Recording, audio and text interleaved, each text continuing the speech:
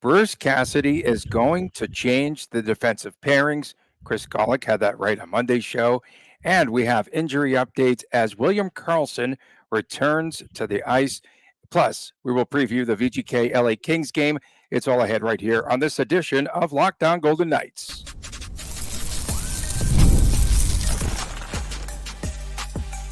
You're Locked On Golden Knights, your daily podcast on the Vegas Golden Knights, part of the Locked On Podcast Network, your team every day.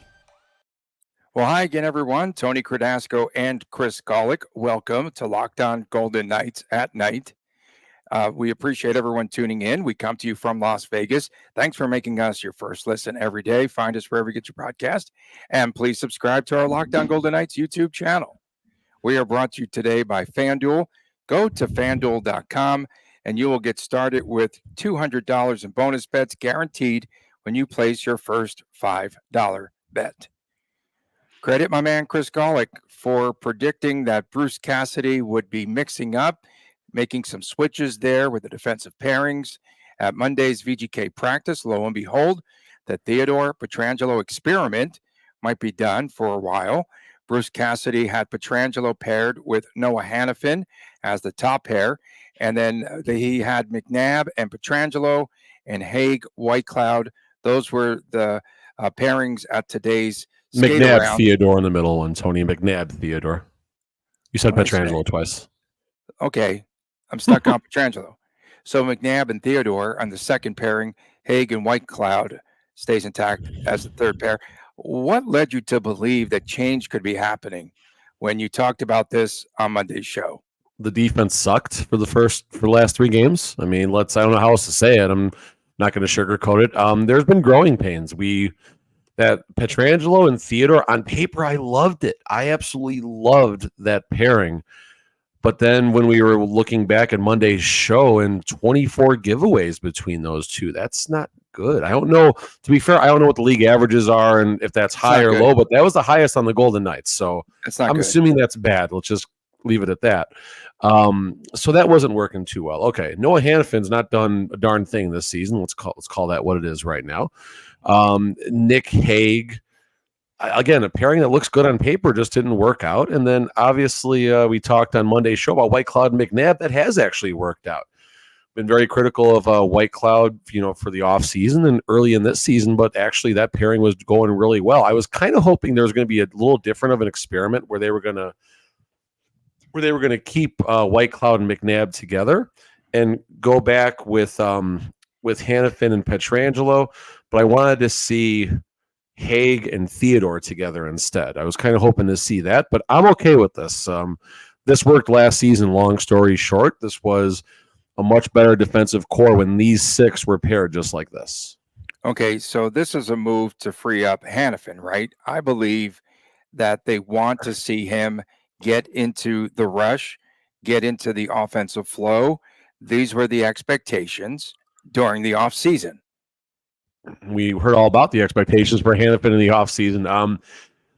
A concern here with Hanifin and Pietrangelo together is the same thing with Pietrangelo and Theodore. It's too, I don't want to say offensive-minded, but very mobile defensemen. You don't have a Shea Theodore type who's, score first mentality, basically. But again, Hanifin and Pietrangelo worked. Now, the flip side, I really liked seeing Hanifin and Pietrangelo on two separate lines because you had kind of like 1A and 1B, two pairings that could play a good 19 to 21 minutes. Now you just saw Pietrangelo's minutes go to 24 minutes a game with Hanifin being moved up to that top pair. That could be a concern, but in the short term, this is still, I think, a net win. Now, come middle of November, come American Thanksgiving, come American Christmas, if that's the right way to say that, we'll see how those minutes are affecting Pietrangelo's game in particular. And so also at practice on Monday, William Karlsson with a return. He was out there, albeit in a non-contact red jersey, meaning that he could play. He could practice. He could only practice empty net attempts, right? That's all he's out there for right now. In any event, they're saying Bruce Cassidy saying he's going to count out him playing against the Kings and might be back on Friday. So that is the He case ain't with coming him. back on Friday. He ain't coming back on Friday. And then another player from that sorry. IKEA line. I'll wrap it up, and then you can comment. Yeah, no, you're good. Fire away. I just wanted to talk about the IKEA line, and we're missing another player there, and that is Victor Olofsson. And Olofsson now listed as week to week, and it could be a while before he returns. Take it from there. Week to week is no less than 6 weeks. I'm not knocking anyone, just kind of how it goes. Now, to be fair, maybe the Golden Knights dodged ligament damage in that. I'm not sure if I'm sure he's in a walking boot or crutches. I haven't been around St. National, so I haven't seen him. But maybe they dodged a worst case scenario, like Drew Doughty, who basically is out to the spring, I think last we had heard, due to a fracture and ligament damage. So maybe it's just a fracture for Olofsson. That's the assumption. I don't know. Someone else around the team might have a better read on that situation. Going back to William Karlsson, Golden Knights got a back-to-back on Friday and Saturday. I seriously doubt Karlsson comes back for Friday's game because I don't think the Golden Knights want to have him play in both games. So my assumption is if the process is going well, he's got to skate, he's got to practice, log at least one, maybe two practices, what Coach Cassidy likes to see before an injured player returns to the lineup, especially when we're talking about an alleged hamstring not chilling situation here. Don't rush it. You don't need a back-to-back because the schedule is going to get a little bit more condensed. Really, after this week, things are going to start to get a little, especially once that road trip comes where they're going to be gone for like 7 of 8 games or something like that next month. So I will guess we will see Karlsson Saturday against the Sharks, maybe Monday against Cal, insert pause, Gary, the 28th. One of those 2 games, I will guess on Saturday against the Sharks, which is good news. They dodged the LTIR bullet where surgery and under the knife and all that, it looks like, at least for now. So certainly good news, and where he fits into this lineup is the bigger mystery, but got to push Hurdle down to line 3, I would have to assume. Yeah, and we did see this happen, though, before, where Karlsson came back for like one day. Allegedly. I don't remember seeing allegedly, right? I didn't see any video, and then took a step backwards, and he's been out ever since, and we didn't think he would be back for the start of the season. Some of you disagreed. We were right on that one, too. But in any event, Karlsson should be back. No, I just got to state facts here. What did not work with that pairing of Theo and Pietrangelo? What turnover machine? Turnover machine, Tony. Is that it? Is that the only reason? Yeah, why? that's it. 24 turnovers. No, nothing else. It was fun. It was great otherwise. Remember them colliding into each other behind the goal? Like they both wanted to pinch and be offensive. It was sort of a disaster from the jump. On paper, I loved it. I'll say it again, but unfortunately, you it didn't work. That would be the pairing. You called it over the summer. I'll give you that. But a lot of props today. Let's go. We got to do more night shows. We get more props at nighttime. We're recording Monday night, but I'll do my best to get the sayings right when we're talking about the present time and everything. But I mean, listen, on paper, I thought the team broke camp very well with the lines. Obviously, Karlsson injury, but I liked everything from camp and everything, and even some of the stuff we saw, even a little bit in the preseason games. Obviously, the first 3 regular season games, life was good. And then life wasn't good. Noah Hannafin was talking to the media, basically kind of down, lost 3 games. Everyone's got to play better, blah, blah, blah. We'll see if that all works out. But what didn't work with that line? My first indicator was watching those 2 at the blue line, Pietrangelo and Theodore. On the offensive side of the blue line, just inside, taking those tough passes that come from low to high from either the corner or, whatever. It's a mystery when they're trying to possess those pucks. And then when they pass it blue line, tape to tape across the point to each other, oh, cover your eyes. It's concerning. It was concerning watching. And again, people think we're dogging the team or dogging the players. Fine. We'll just talk about one stat. 24 turnovers between the 2 of them. 24 giveaways is the actual stat. 24 giveaways. I think it was 14 Pietrangelo and 10 Theo, if I recall. That's crazy. Those are some crazy numbers. Too much, like that Price is Right game. That's too much. That is way too much. And hopefully VGK can find that right formula with its defensive pairings. Coming up next, the LA Kings travel to take on the Golden Knights at the Fortress on Tuesday night. It is Wrigleyville. It is rigged. We'll talk about that when we Really? return right here Top of the Cubs crap. on Lockdown Golden Knights. We are brought to you today by FanDuel. Check out FanDuel Sportsbook. Why? Because it is the official partner of Lockdown Golden Knights. That's right. And you could check out all the odds. We've got the World Series coming up. Why is game one stretched out and it's not going to start until Friday? Come on. Can we change that, please? And the Dodgers are a minus 130 favorite. You could bet on the NFL. You have all the college football. And the NBA will be starting, folks, later this week. So you have all the odds right there in front of you. And you can get started with $200 in bonus bets. That's guaranteed when you place your first $5 bet. Go to FanDuel.com. Start the season off big at FanDuel. It is America's #1 sports book. Welcome back on this edition. It is Locked On at Night. Locked On Golden at Night. And we appreciate everyone tuning in. Thanks so much. Of course, make sure you check it out on Fridays. That's WTF. I have a WTF coming up in the next segment, by the way, already. And, of course, on Saturdays, it is the Chris and Chris Jr. Show. So, the road-weary LA Kings face the Vegas Golden Knights on Tuesday night at T-Mobile Arena. A new level of rigging is happening. Oh, God. The Kings have opened the season. They've played 6 consecutive games on the road. This is VGK's fault, right? This is Bill Game Foley's number doing? 7. Well, game number 7. What's Vegas' favorite number? 7. Yo 7, yo 11, 7, right? Yo 7? Last time Yeah. you were at a craps table, bro. It's been a minute.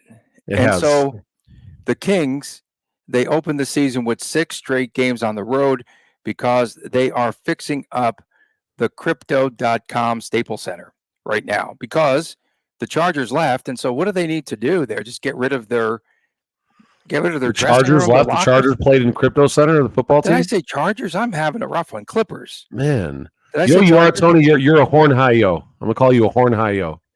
That's a craps term, by the way. You're a horn high yo. Okay. So, and they also had, as part of that 6-game schedule, a back-to-back at Toronto, at Montreal through their first 6 games. It is absolutely stinking rigged, but the Kings have just held their own. They have a record of 3-1-2, and Which they is good. still. What's that? That's pretty good. Yeah, it is very good considering, right? And they just posted the 4-1 win on Sunday over the Anaheim A's. Just making stuff up. I don't know, over the Ducks. Come on. And so when you think about it, they were closer to home. They got a chance to sleep in the row bed, all of that. But this is the start of the season that is just awful. They've been able to withstand it to some degree, and they could wind up before they play their very first home game with a good record here if they can pull one out in Las Vegas on Tuesday night. I mean, this is going to benefit them down the road. You got a 3-game homestand. You got another 3-game homestand. You got a 4-gamer. Geez, they got another brutal stretch in January. It's 5. Wait. 10, Their last 10 of 10 12 games on in the a row? road in January. I think they're 10 going to in play a row? 50 games on the road this season, Tony. 10 in a row on the road. 10 of 12. 10 of 12. 10 of 12. So their 10th game will be in Las Vegas, right? It has to be. It has to be. They're just, it's so Yeah, but they got a chance in March and April. March and April, they only have 1, 2, 3, 4, 5. There's only 7 road games in March and April. So for the last 21 games of the season, they're going to be at home for 14 of them. So if the Kings can just kind of tread water, plus Drew Doughty, we saw him go down, unfortunately, against the Vegas Golden Knights in the preseason. I believe we have a fracture and ligament damage. I think you won't see him until February, best case scenario, I think are the reports I saw, maybe January. It's a different Kings team. This is no longer the blue line chip and chase. You know, they're gonna trap you at center ice and not let you skate in. A little more speed, a little more finesse. Addition by subtraction. Pierre-Luc Dubois is gone. Looking at their goaltending, not doing very well. Rittich, 2-1. Yeah. So here's what happened. Let me just jump in. Go ahead, fire. You got some. Go ahead. No. I just did some. I did some homework on the goaltending. Okay. So it's been inconsistent, right? A little Will bit. we see David Rittich in that for LA? only given up 2 goals in the past 2 games, which is really good. And so Darcy Kemper, he started out the season and was yanked after giving up that 8 spot against Ottawa. He gave up 8 goals and they kept him in net. That's beautiful. Love it. So there you go. That's the He was goaltending. on the Georgiev career path right there. I mean, listen, Georgiev's Rittich, better, man. He's only giving up 6 a game now. hey, that's good. They're not. They got to convert the extra point in Colorado, start winning some hockey games. I mean, listen, save percentage is what I love to look at. 8.93 for Rittich, 8.90 for Darcy Kemper. Darcy Kemper obviously a little bit tilted because of that 8 ball that got behind him. Even Phoenix Copley got a game. He got an 8.33 save percentage there. So, I mean, high scoring game, especially if Aiden Hill's in the net, which I think is going to wind up happening. You've had growing pains with the Vegas Golden Knight defense. Right. Now they're starting to get used to their line mates and everything. Now they go back to their old line mates, which maybe everything's going to click right away. Maybe it's not. We don't know. But whatever the over is tomorrow, I'd say smash it. But the last time I felt good about a Vegas Golden Knights bet, I lost $100. So maybe no. I'm with you on the over. We'll get to our predictions here, but the defense finally stepped up for the LA Kings the last game in Anaheim. Last two games. But they only allowed 15 shots on goal the last game against the Ducks. So the defense is playing better, and that's going to help their goaltending long term. Remember last year, VGK, didn't they played the entire series against the Kings? They were done before Christmas. Oh, it was done in April. That pissed you off too, I remember. Oh, yeah. It was done already in December. Did you say in April? It was done in December. I said it pissed you off last year too. Oh, yeah. And it still does. That was silly. These are 2 good teams, and you should be playing each other down the stretch and not the 10th game of a 10 of 12 road swing or anything like that. Golden Knights are minus 145 Tuesday night, slightly shaded to the over. Over under 6 minus 120 if you want the over, even money if you want the under. So 6, I mean, over. I have about 6.53 in my numbers, in my power ratings. All right, so I'm checking. When's the last time the Golden Knights and the LA Kings played this year? Sunday, March 9th. Home game for Vegas. Well, it's about time they figured that out. Yeah, and the Kings are probably on the third leg of a back-to-back that night too. For sure. The Kings, they roll 4 lines. We know that. And that could be a trouble for one of the areas, of course, of weakness for VGK. They do have, again, that firepower with Anze Kopitar. He had was it the opening game where he had the hat trick at Buffalo? He got a hattie in the first game, yep. Yeah, at Buffalo. So he can still score. This team concerns me still, even though they're probably dog tired when they come in here. But but like you said, I mean, they're in their beds in Anaheim. They're traveling to Vegas. They probably came in this afternoon, Monday afternoon, if I had to guess. So it's not that big of a deal. Kopitar leads with 8 points. Adrian Kempe 6. Alex Lafreniere, a rookie, maybe a second year, but recent rookie, 5. Fiala 5. Brant Clark, good to see him getting a shot. Young player, 4 points. Alex Turcotte, Quentin Byfield, a lot of young players. Is it Clark Brandt? Which one is it? Brant Clark. Okay. Brant, not Clark Kent. Brant Clark. It sounds like it should be the other way around, but the Clark has an E at the end, and it's all sorts of goofiness. Line updates for the Vegas Golden Knights. Top line, no change yet. I still think that's coming. You still think there's going to be a change? Why? I do. I think if it's a one-trick pony, teams are going to figure out the Vegas Golden Knights if it's one line. Eichel, Stone, and Barbashev are 3 very good players. Eichel's obviously becoming a superstar, or an elite superstar, I should say, right now.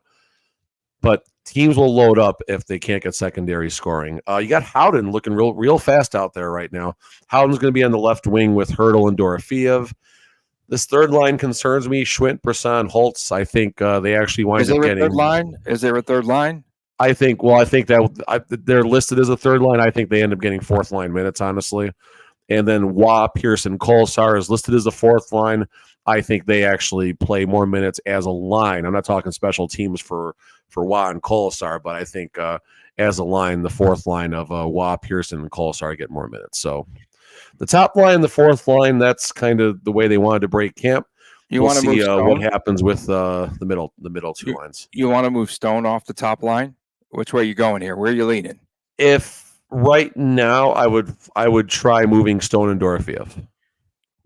Okay. I think having that left-handed shot like with Olofsson and Dorofeev on the power play now, I think that would be a benefit to the top line. Howden has familiarity with Stone. We know this. Hurdle has got to do something to become Has no relevant because he's not familiarity right with now. anyone. Yeah. But Stone and Howden have some good chemistry. Tony, there it is. There's your favorite word. And then hopefully Hurdle can jump on the ride, but get the things going.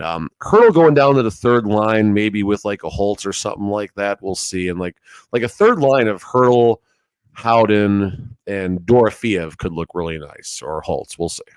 I know the GM is rooting for Holtz to score some goals because he talked about how good he was going to be this year. Right? It must not be a contract year for Holtz if that's the case. Yeah, this is true. Coming up Theodore next, right now, every time that happens, McCrimmon's peeling $100 bill out of his wallet. Coming up, maybe they moved Theodore so he fails. That's what someone's going to tell me that. That's why I want him to move line. Coming up next, we've got our locks of the night and our predictions. You don't want to miss it. Stay tuned right here on Locked On Golden Knights. We are driven by the search for better, but when it comes to hiring, the best way to search for a candidate isn't to search at all. Don't search, match with Indeed. If you need to hire, you need Indeed. Indeed is your matching and hiring platform with over 350 million global monthly visitors, according to Indeed data, and a matching engine that helps you to find quality candidates and fast. Ditch the busy work. Use Indeed for scheduling, screening, and messaging so you can connect with candidates faster. And Indeed doesn't just help you to hire faster. 93% of employers agree that Indeed delivers the highest quality matches compared to other job sites, and that's according to a recent Indeed survey. Leveraging over 140 million qualifications and preferences every day, Indeed's matching engine is constantly learning from your preferences, so the more that you use Indeed, the better it gets. Join the more than 3.5 million businesses worldwide that use Indeed to hire great talent fast. And listeners of this show, Locked On Golden Knights, will receive a $75 sponsored job credit to get your jobs more visibility at Indeed.com/lockedon. Just go to Indeed.com/lockedon right now and support our show by saying that you heard about Indeed on this podcast. Indeed.com/lockedon. Terms and conditions apply. If you need to hire, you need Indeed. Back on this edition of Locked On Golden Knights from Las Vegas, Tony Cardasco and Chris Golick reporting. Thanks for making us your first listen every day. Find us wherever you get your podcast. Please make sure to check out and chime in on our WTF editions on Friday. Those are always so much fun. And of course, I will definitely make sure I bring up 7 straight road games for the LA Kings. And on Saturdays, you could find sometimes the Chris and Chris Jr. show. That's a YouTube exclusive, by the way. So a lot of folks tuning in on YouTube. We get some really fun remarks there. The intern was pretty heavy into responding to some of those, I know, recently. So that was pretty good. T intern. We're raising them well, Tony. T interns raising them well. Okay, it is that time. It is time for our locks of the night and our predictions. So I will go first. And I am all over the total in this one. I think it's going to be up and down the ice. And I actually have VGK winning this game. Go figure. Why? Because the game's rigged.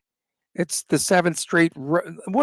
Hey, is there a trend for 7 consecutive NHL road games? That 7th game can't be good. Cannot be good. VGK 6-5. And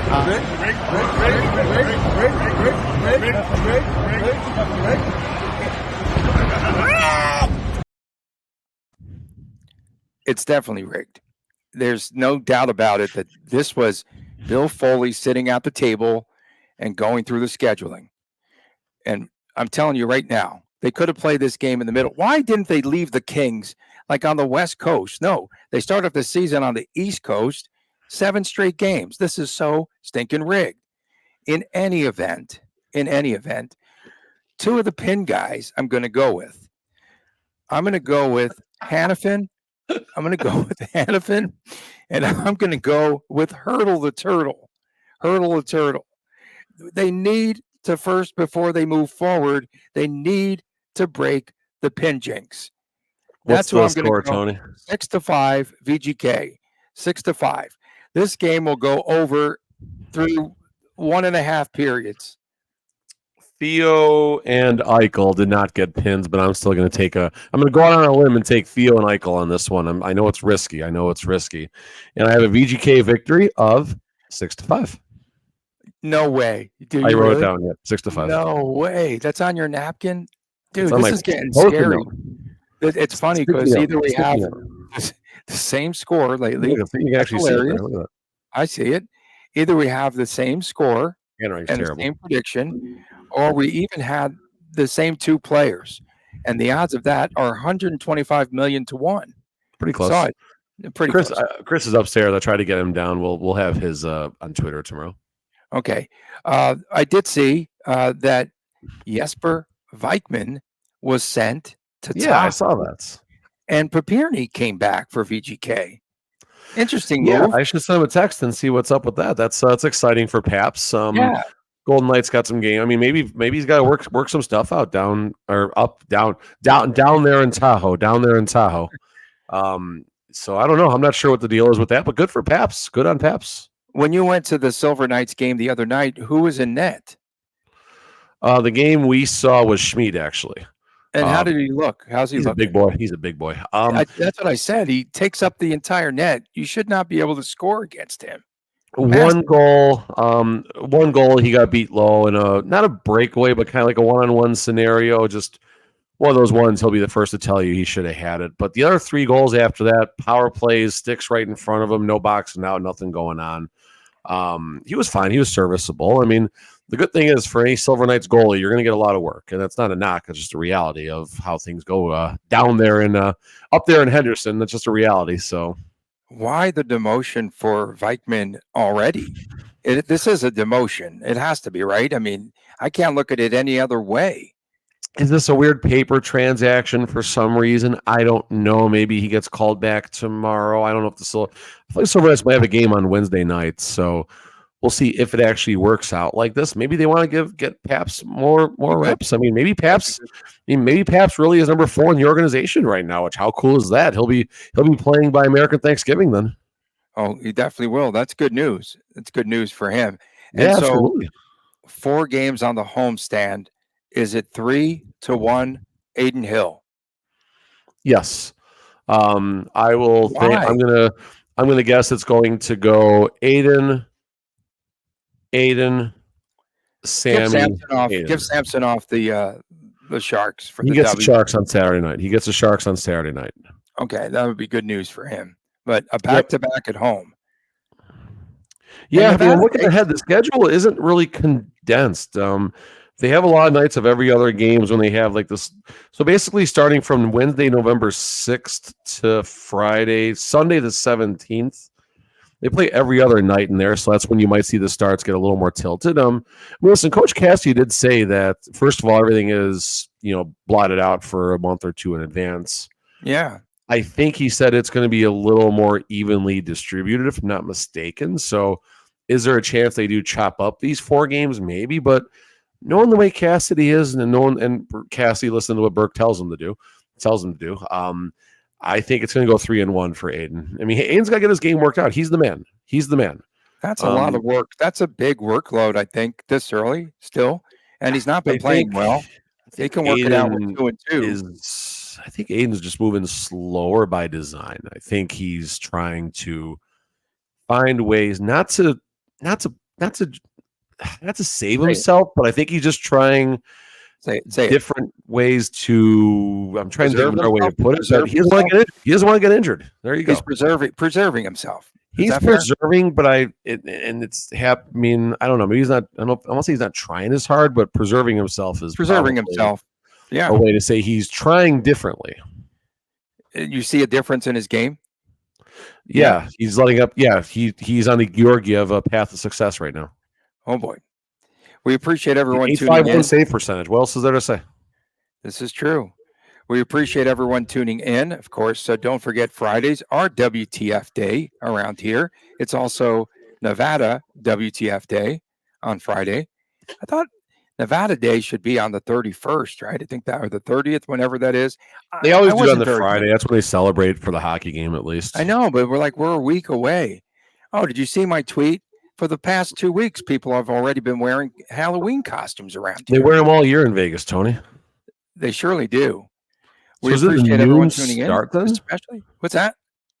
Well, that's local time, so it's a 3 o'clock game on Friday. It's the 3 o'clock Friday game. No, Yeah, they're wearing all white. They just put that out there. The fans absolutely hate that. That's the funniest thing. oh no, Like they keep telling the fans to wear Oh, no, white. no, no, The no, local no, Vegas no. fans hate the No. whiteouts. Frost, no whiteouts. Frost It's the stupid. Fortress. If they put it out there, we're not wearing white. We're not. I'm gonna wear a green Golden Knight, or I might wear my reverse retro one. Actually, I don't know if you can see it over my shoulder back there. What Yeah, I'll about? wear that one because it's red. It'll piss everyone God, off because geez, it's got that's red in perfect. the centers. I Wear like when red, you get so the fans mad around you. That is I the do. that's my favorite thing to watch and see. no fans around Hey. me enjoy it. Are they going to go with the gold helmets? White and gold. I hope so because that would just break the internet. I love it. I think it's great. They I should. hate it. I hate White those and gold, Tony. Thank you so much for I want tuning gold in, on gold one game this year. I want gold on gold. especially our Gold on everydayers, gold. Make it happen one time. especially all of you in Singapore, number 3. Of course, England is number 4. Hong Kong is number 5 on the list. I'm just letting you know. So thanks for tuning in I'll around the find this globe. on YouTube and see how it matches up. So funny. Thank you so much. Again, we'll see you tomorrow. For my man, Chris Golick, I am Tony Cardasco. So long for now. Sleep in Thanks tomorrow. for Okay. tuning in. And we'll see you again on Lockdown Golden Knights. And please take care.